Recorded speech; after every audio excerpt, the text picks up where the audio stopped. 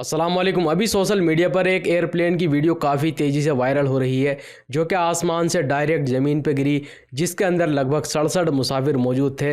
तो वो वीडियो भी यहाँ पर मैं आपको दिखाऊंगा। इसके अलावा जिन लोगों ने अपनी फैमिली को सऊदी अरब के अंदर रखा हुआ है, फैमिली विजिट वीज़ा पर बुलाया है, उनके लिए एक बहुत ही ज़रूरी जानकारी आई है। इसके अलावा सऊदी अरब के अंदर एक इंडियन को गिरफ्तार किया गया है और भी काफ़ी सारी ज़रूर जानकारी आई है। तो आपसे रिक्वेस्ट है, वीडियो को शुरू से लेकर आखिर तक ज़रूर देखें और अगर आप हमारे चैनल पर पहली बार आए हैं तो इसको सब्सक्राइब कर सकते हैं। दोस्तों, आज की एक बड़ी खबर आपके साथ में शेयर करना चाहूँगा। हरमैन शरीफैन की तरफ से आई है, जिसमें यह कहा गया है कि जो लोग अभी उम्रा करने के लिए जा रहे हैं मक्का मुकर्रमा, मस्जिद अल हरम के अंदर सामान रखने के लिए फ्री लॉकर की सुविधा दी जा रही है। यानी आप वहां पर अपना सामान रख सकते हैं, वो भी फ्री में, कोई भी चार्ज नहीं लिया जाएगा। तो हमारे जितने ही भाई उम्रा करने के लिए जाते हैं तो ये मसला बहुत आता है सामने। अगर आपको सिर्फ उम्रा करने जाना है, वापस आना है तुरंत, तो आपको सामान रखने की बहुत ज़्यादा दिक्कत पड़ती है। लेकिन जो लोग होटल वगैरह ले लेते हैं वो तो होटल में रख लेते हैं, लेकिन बहुत ऐसे लोग होते हैं कि जिनको सिर्फ उम्रा करने के लिए जाना होता है और तुरंत उनको वापस आना होता है। तो जो बैग होता है वो आप अंदर नहीं ले जा सकते, उस पर पाबंदी होती है। तो अब यहाँ पर यह बताया गया है कि मस्जिद अल हरम के अंदर गेट नंबर 64 के सामने फ्री लॉकर की सुविधा दी जा रही है। फ्री लॉकर वहां पर बना दिए गए हैं।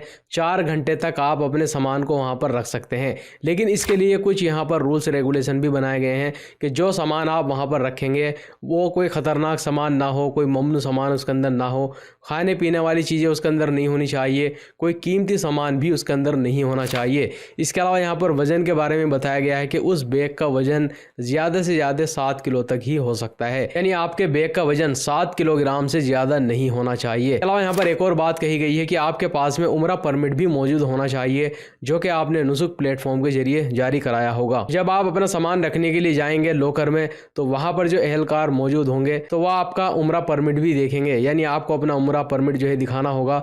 उसके बाद ही आप अपना सामान 4 घंटे के लिए लॉकर में रख सकते हैं। इसके लिए आपको कोई भी चार्ज देना नहीं पड़ेगा। और दोस्तों, सऊदी जवाजात की तरफ से एक बहुत ही जरूरी जानकारी आई है उन लोगों के लिए जो लोग सऊदी अरब से विजिट वीज़ा भेज करके अपनी फैमिली को यहाँ पर बुलाते हैं। तो जैसा कि आपको मालूम है, कुछ दिनों पहले भी इसके बारे में खबर आई थी कि जो लोग सऊदी अरब के अंदर मौजूद हैं उन्होंने अपनी फैमिली को बुलाया है। अगर वो उनकी वीज़ा को एक्सटेंड करना चाहते हैं तो यानी हर 3 महीने के बाद लोगों को बॉर्डर क्रॉस करना पड़ता था। यानी जो तबूक की तरफ है उनको जॉर्डन जाना पड़ता था वीज़ा को एक्सटेंड करने के लिए, या इसके अलावा कुछ लोग बहरीन जाते थे। इसके अलावा अलग अलग कंट्री में उनको एग्जिट करना पड़ता था ताकि उनके वीज़ा की जो डेट है वो बढ़ सके। तो जवाजात की तरफ से कुछ दिनों पहले बताया गया था कि फ़ीस जमा करके आप उसको बढ़ा सकते हैं। लेकिन उस टाइम मसला ये आ रहा था कि बिल्कुल नया नया सिस्टम अपडेट हुआ था और काफ़ी लोगों का तो एक्सटेंड हो ही नहीं रहा था फीस जमा करने के बाद भी, और कुछ लोगों का हो रहा था, लेकिन उसमें भी उनको 90 दिन का टाइम नहीं मिल रहा था, बहुत ही कम टाइम मिल रहा था। यानी लोगों को उसके बाद भी एग्जिट करना पड़ता ही था। यानी लोगों को जॉर्डन जाना पड़ रहा था या किसी और कंट्री में उनको एग्जिट करना पड़ रहा था। लेकिन एक बार फिर से जवाजात की तरफ से जानकारी आई है जिसमें यह कहा गया है कि अब आपको सऊदी अरब से एग्जिट करने की ज़रूरत नहीं है। अगर आपकी वीज़ा में एक्सपायरी में अभी लगभग 7 दिन बाकी हैं, आप विजिट वीज़ा एक्सटेंशन की फ़ीस जमा करेंगे और जो इंश्योरेंस की फ़ीस होती है वो जमा करेंगे और आप अपने अपशेयर अकाउंट के थ्रू ही उसको एक्सटेंड कर देंगे और 90 दिन का टाइम आपको यहाँ पर मिल जाएगा। और काफ़ी लोगों से मैंने बात भी की है इसके बारे में, तो उन्होंने बताया है कि वाकई में अभी जवाजात की तरफ से 90 दिन का ही टाइम मिल रहा है। तो अभी सऊदी अरब से एग्जिट करने की ज़रूरत नहीं है। लेकिन यहाँ पर कुछ शर्तें बताई गई हैं कि जिसकी आपको वीज़ा एक्सटेंड करनी है वो सऊदी अरब के अंदर ही मौजूद होना चाहिए, उसका पासपोर्ट वैलिड होना चाहिए, इसके अलावा उस बंदे के ऊपर कोई भी ट्रैफिक वायलेशन नहीं होना चाहिए। तो कुल मिला के बात यह है कि जिन्होंने अपनी फैमिली को बुलाया है सऊदी अरब के अंदर, तो अब आपको वीज़ा को एक्सटेंड करने के लिए सऊदी अरब से बाहर जाने की ज़रूरत नहीं है। आप यहाँ पर ही फीस जमा करके उसको अपने अपशेयर अकाउंट के थ्रू एक्सटेंड कर सकते हैं। इसके अलावा दोस्तों, अजरबैजान एयरलाइंस की एक वीडियो यहाँ पर आपको दिखाना चाहूँगा जो कि अभी सोशल मीडिया पर काफ़ी वायरल हो रही है। तो यहाँ पर यह बताया गया है कि यह फ़्लाइट बाकू से ग्रोजनी जा रही थी, जिसके अंदर लगभग 67 मुसाफिर मौजूद थे और ये गिर के तबाह हो गई। उसकी वीडियो यहाँ पर आप देख सकते हैं। तो काफ़ी इस तरह की खबरें चल रही हैं कि इसका जो नेविगेशन सिस्टम था उसको जाम कर दिया गया था, जिसकी वजह से इस फ्लाइट ने अपना जो बैलेंस था वो खो दिया और ये गिर गई। लेकिन कुछ और वीडियो भी वायरल हो रही हैं, आप यहाँ पर देख सकते हैं। इसमें देखा जा सकता है कि इस फ्लाइट के ऊपर काफ़ी गोलियों के निशान हैं।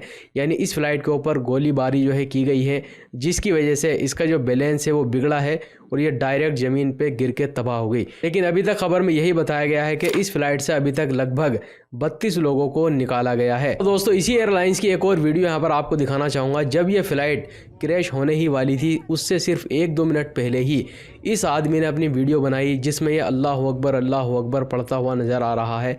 और एक और वीडियो आप यहाँ पर देख सकते हैं, क्रैश होने के बाद की ये वीडियो है जिसमें आप देख सकते हैं कि ये बंदा जो कि अल्लाह अकबर का विर्द कर रहा था फ़्लाइट के अंदर, सिर्फ थोड़ी सी ही चोट आपको इसके चेहरे पर नज़र आएंगी और अल्हम्दुलिल्लाह ये भी जो है बच गया है। यह है एक ईमान की ताकत, यानी ऐसे टाइम पर जब फ़्लाइट पूरी तरह से गिरने ही वाली है, लोग जो है फ़्लाइट के अंदर चीखो पुकार कर रहे हैं, रो रहे हैं। यह आदमी फ़्लाइट के अंदर बहुत ही पुरसकून बैठा हुआ नज़र आएगा जो कि सिर्फ अल्लाह अकबर का विर्द कर रहा था। तो अल्हम्दुलिल्लाह ये आदमी भी इस क्रैश में बच गया है। इसके अलावा दोस्तों सऊदी इन्वायरमेंटल सिक्योरिटी फोर्स की तरफ से एक ज़रूरी जानकारी आई है जिसमें यह कहा गया है कि सऊदी अरब के असीर में एक इंडियन को गिरफ्तार किया गया है और इसके ऊपर 1 करोड़ रियाल का जुर्माना लगाया गया है, यानी 10 मिलियन रियाल का जुर्माना लगाया गया है। और आप यहाँ पर फ़ोटो में भी देख सकते हैं जिसमें देखा जा सकता है और ख़बर में यही बताया गया है कि ये जो इंडियन था किसी कंस्ट्रक्शन वाली कंपनी में काम करता है और इसकी गाड़ी में जो कंक्रीट मटेरियल बचा हुआ था इसने ऐसे ही कहीं पर उसको फेंक दिया। तो जैसा कि आपको मालूम है अगर सीमेंट को जो है इसी तरह से आप फेंक देंगे तो वहाँ पर कोई भी घास वगैरह उगेगी नहीं। तो इन्वायरमेंटल सिक्योरिटी फोर्स की तरफ से इसके ऊपर 10 मिलियन रियाल का जुर्माना लगाया गया है।